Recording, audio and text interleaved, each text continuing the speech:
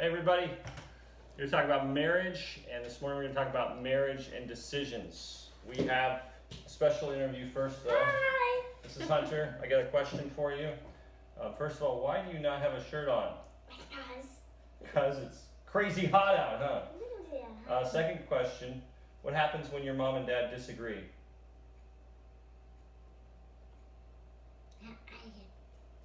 You don't know. It's never happened, huh? Yeah. We always agree? Yeah. Yeah, good. That was the right answer. Good. See ya. So we're talking through decisions. We do not always disagree. But nor do we always agree. So we want to talk about decision making in marriage today.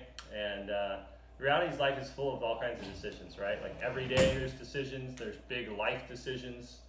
And every one of those decisions in marriage is an opportunity for things to go wrong, for things to go right, but it's going to challenge how you as a couple make decisions. So if you don't have a framework for that, a pattern for that, you're going to be in trouble. It's going to be tested. So, as I was thinking about this, just foundationally, going back to Genesis 1 and 2, where you see God giving mankind, humanity, this charge to steward God's creation, to have dominion over it, to be fruitful and multiply and fill the earth. And he gives that to man and woman together. There's a sense of companionship there. Woman is called man's helper, and they're to do this together. And that just, I think, sets a little bit of a foundation for decision making. There's a companionship in marriage and in decision making that we should have. So just even asking yourself to start with, does our decision making reflect that we're companions, co-laborers in this mission that God has given us to live for his glory and be on his mission and create a household where we're nurturing our kids and reflecting Christ? And does our decision making reflect that companionship? Yeah. So I think that's a big place to start. Then there's lots of practical reasons. So what are some of those? Well, I was thinking a little bit about, in order to even see that we have this companionship, I think we need to see that we don't have the ability to do it on our own. So I think there's just a humility that we need to start with. And sometimes that doesn't mean we can't make any decisions on our own at all. But I know even sometimes those little decisions, when there's a lot of them build up, and sometimes I find myself, I have to say, hey, I just need help thinking through all this. Like, I'm overwhelmed or whatever it is. So I find that just that humility of being willing to ask for help is a good place to start, because we're inviting in the other person to do that, to make those decisions, to be a companion with us in this. So that's just a small thing, but... And then realizing, they're not only do we have weaknesses, but they have strengths. Mm-hmm. And they may have weaknesses where we have strengths. Yeah. Maybe I'm impulsive, and they're very thoughtful and analytical, or maybe I am good at making decisions in one area and them in another. Maybe they're great with financial decisions and I'm terrible. And realizing your strengths and weaknesses and the giftings, and this is seeing God's grace in your spouse, and having a sense of humility yourself. Having that perspective will make you want to make decisions together, and to really work to see their perspective. And even gender-wise, like women tend to have a different perspective than men. And men, we need that perspective. And women say vice versa. There's a need for the differing perspectives that we have. I think the strength and weakness thing is huge, because along with just the differing perspectives, I think you also, what you value sometimes can be different as well, and sometimes we need the reminder of what the other person is valuing. It's easy sometimes for one person to say, be more task or goal oriented in a decision, and they don't value the people involved as much. Or maybe some people make decisions more out of fear, and they don't value risk, or maybe they're just are better at saying, hey, we're going to try this and trust the Lord with it, because there's no, it's not a sinful thing. It's just, sometimes we just need the balance of that too, that adds. But I think another thing is communication is so key in making decisions, and we have to be willing to really listen well to the other person, and we have to be willing to voice our thoughts well alongside that, because And decisions will reveal the cracks in your communication. Yeah. I think if you have problems with communication. yeah, and I think if we're not really communicating well, why something's so important to us, or why we think this is a good decision, or what we think maybe some of the weaknesses are in that decision, or the potential downfall of it is, we're not really loving the other person well. But as much as the things we share, we have to really be able to listen well and fully, and try to understand where they're coming from. Like, I know early on in our marriage especially, this may still happen sometimes, but I tended to be a very internal processor, and I'd analyze everything internally, and then I'd just spit out the decision. And Nicole's the opposite. She's a verbal processor. She wants to talk through it. So her some of her thoughts, sometimes it's like, it doesn't make sense to me, but she's in process of formulating them. And then eventually she'll come to the very similar conclusion often. But the problem we would have is we would go to try to make a decision, and I would just spit out this decision with giving her no background for why I was making the decision or what my thinking was. And she would have to try to get it out of me. And then, it just ended up where I needed to learn to back up before I came to this concrete, done verdict from my perspective. I needed to back up, hold that more loosely, and give her the background so that we could process things together. And then with that, I needed to really listen to her. So the danger was that I would process it all internally, spit out my decision, done, and nothing she said was going to change it because I was set in stone. And so I needed to really listen, not just picking apart her argument or her thoughts on why we should make a certain decision, but really listening. That was huge. And I think for any, both sides of any couple, like really working to listen is huge, because we're all going to come to a decision with some leaning, and once we have that leaning, our tendency is going to be have a hard time to see the other side. And so we have to really work at that, I think. And I think with that, like you said, we have to come, since we know that we can come with a leaning, or we're already kind of thinking like this is the best decision, we have to hold it loosely. And I think we have to assume the best of the other person, and trust that they are trying to think through things well and honor the Lord with it. So like, I know that was a big part of like what Tim was just saying. As I asked him, like, I had to learn how to ask more specific questions of his thinking, or say, okay, so you're certain that this is, the answer, walk me through that then. Tell me, like, how did you decide? Like, how did you think through to get to that place? So we had to learn how to ask each other good questions. And then I think what happened and what grew out of that is I learned he wasn't just making these decisions rashly, which it kind of felt like, or he just, this sounds good, let's do it. Like, I learned more and more that he really was considering lots of different things. So as I heard all those different aspects and I understood his thought process, then I could respond and ask questions and communicate through those things. And really what that did is it grew my trust in him as a decision maker, that he wasn't out just to have something done his way. He wasn't out to, just kind of single-handedly lead. He was really trying to think through things well. And that helped me trust him in other decisions. And then that also helped our communication in those other decisions. I think there's a patience in listening. There's also a patience in explaining. Mm-hmm. Like, if we're trying to talk through a decision and my spouse doesn't agree with me right away, or even understand why I'm thinking what I'm thinking, that's not the time to be like impatient. Why can't you get it? Don't you see? No, there's patience needed, and that, a lot of that does come back to trust and assuming the best, and just doing the hard work of continuing to try to patiently, gently communicate. Even when it's hard, because decision making can be hard when you're doing it together. In some ways, it is easier to just make decisions yourself, But that's not the model we were given in marriage, right? So yeah, I think that's big.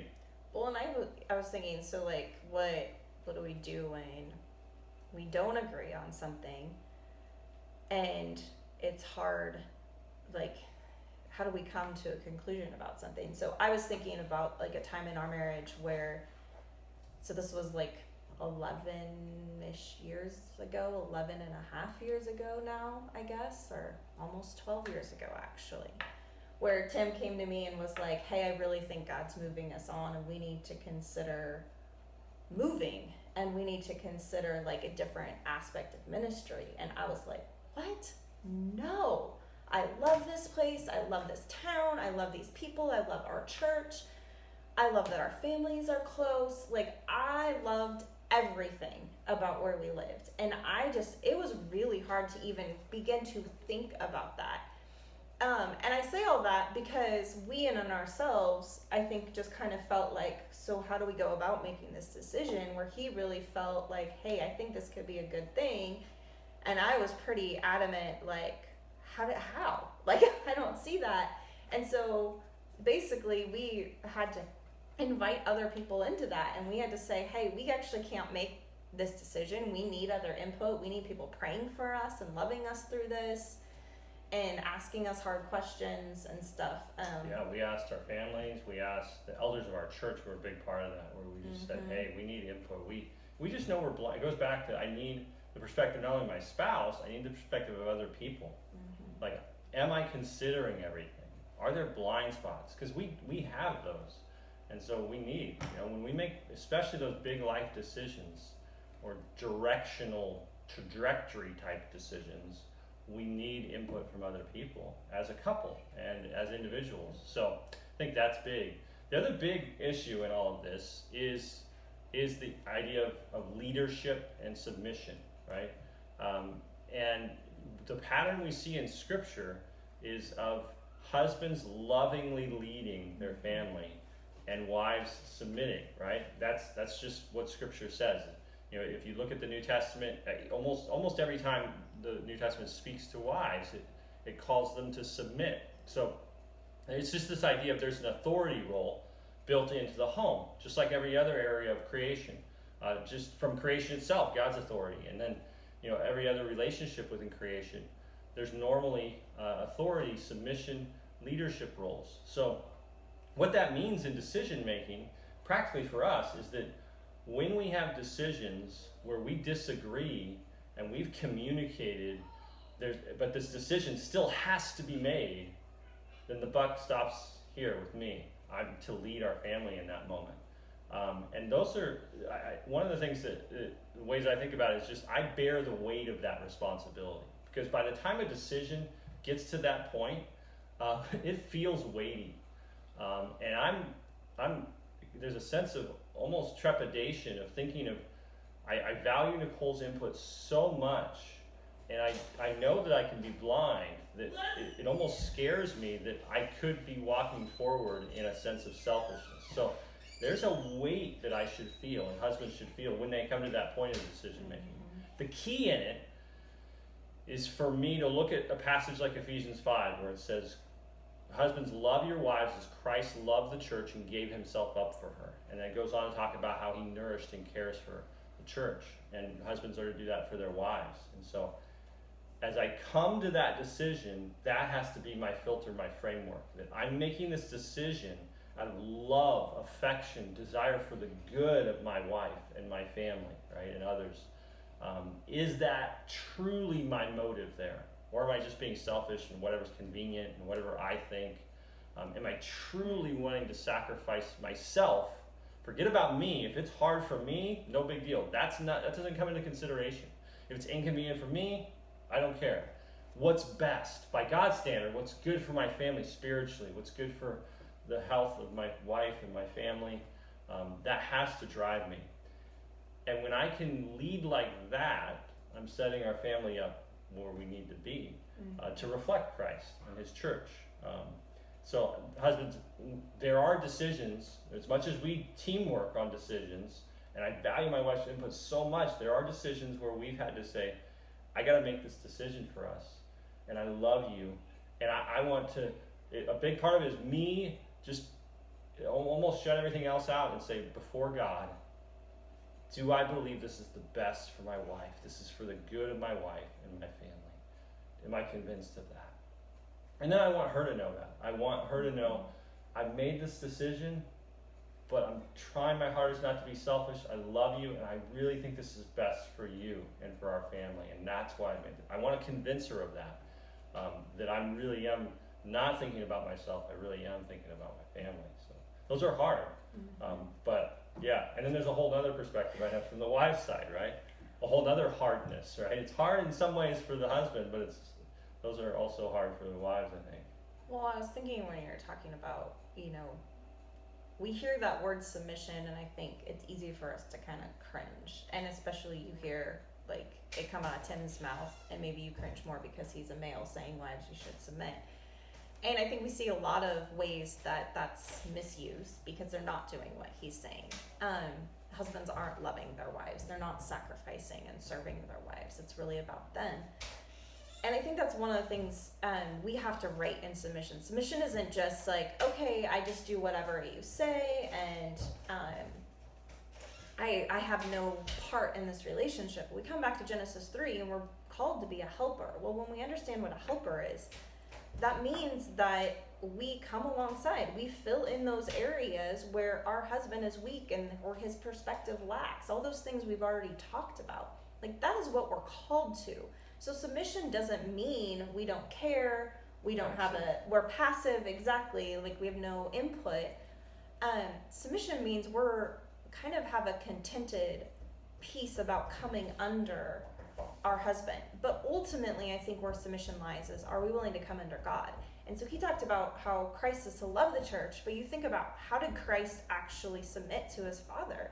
He died on the cross. He did the hardest thing. And he said on the cross, God, this is not, your will. If you can take this cup from me, do, but I am ready to do your will. And he died. And he died to himself. And so I think with submission, we're to do the same thing. We're to die of ourselves. We cannot come into decisions with ourself at the center. It has to be Christ first and foremost, and then it has to be our husband and our family and our willingness to come under our husband. And so I think when we're ready to do that, that's not easy, but there is a contentedness. So going back to the example of, us making a decision to move and come plant redemption, and then, however many years later, here we are now. But that, it wasn't like I automatically, okay, you want to do this, I'm okay with this. And so I think that's like, we have to point out submission is not just throwing our hands up and saying, okay, fine, whatever, I'll go along with it. And in action we do it. But on a heart level, we're not actually there. Like, submission is a heart issue first and foremost. And for me, that meant I had to go before the Lord and just say, okay, I'm willing to pray about this. I have to first, I listened to Tim, I heard his reasoning. I understood what he was saying. I just didn't like it, is what it came down to. And I wasn't convinced that was the right decision at that point.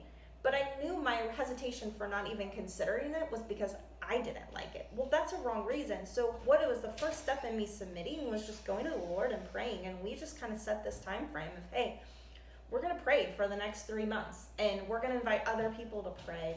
And so it might not be 3 months. That's just, in this situation, what worked for us is we didn't want to make a hasty decision. But I think as I submitted myself to the Lord in prayer, and I gave it to the Lord, and I wholeheartedly gave it to the Lord, not just say, okay, if you want me to do this, I'll do it, but say, Lord, align my heart with his. As I submit to him, help my desires be the same as his, and me be passionate about the same thing. And it was such a sweet process to watch God work that, because when we made that decision, we had no idea where we were going or what was happening, but we knew we were in the same spot, and I could come under and submit to him. And I had that coming back, but it wasn't him ultimately, it was the Lord. And I think that's one of the biggest things, is that I had to trust God first and foremost. Do I believe God is who he says he is? Do I think he's sovereign? And that in the way he set up our family, Tim is the leader, and so I am to come under him when we have these decisions and trust ultimately the Lord, and then trust my husband, and know that even if my husband makes a wrong decision or a bad decision, that's not outside of God's control and power. God can work, and that might be the very means God uses to work in some way. And so we just have to trust the Lord ultimately, and we have to say that He is wise, He is powerful, He is the one that ultimately leads us, and that is our hope. And then we fight for that heart submission. And I think when we do that, we can actually move forward in joy. And I know for me, like in these bigger types of decisions, when those times were hard in the waiting of what were we going to do, or when we had moved and I knew of no one, there was that settled peace there, because I knew God was sovereign and this is what He called us to, and ultimately, I was just submitting to Him first and foremost. So. I think that's the biggest deal in all this, right? Like, whether you're the husband or the wife, you're living before God, and you're looking to Him for your role and your responses. You're looking to Him to trust Him with how this is going to work out, and with the help you need, with the decisions that are made. You're living before God. So I think that's huge. And then I love what you were saying with, I think it's Tim and Kathy Keller in their book, Meaning of Marriage, but they talk about both the husband and wife get to play the role of Christ. So the husband gets to play the role of Christ in loving his wife and sacrificing like Christ has for the church as he makes decisions. And the wife gets to play the role of Christ as Christ submitted to the Father. The wife gets to submit to her husband and trusting him. Those are big things. So there's a lot to this, but I think thinking through this together, having a framework. I encourage you as spouses just to have conversations about this. How do you make decisions? And do you trust each other? How can you build that and grow together to make decisions together, and then to work through the submission and leadership thing? So I encourage you to keep the conversation going. Again, we don't have all the answers, but these are some of our experiences, and we're grateful for how God's taught us, and we're still growing. So let's keep looking to God and His Word, and seeking to reflect the gospel in these relationships. So thanks. Love you guys. Have a good one. Bye.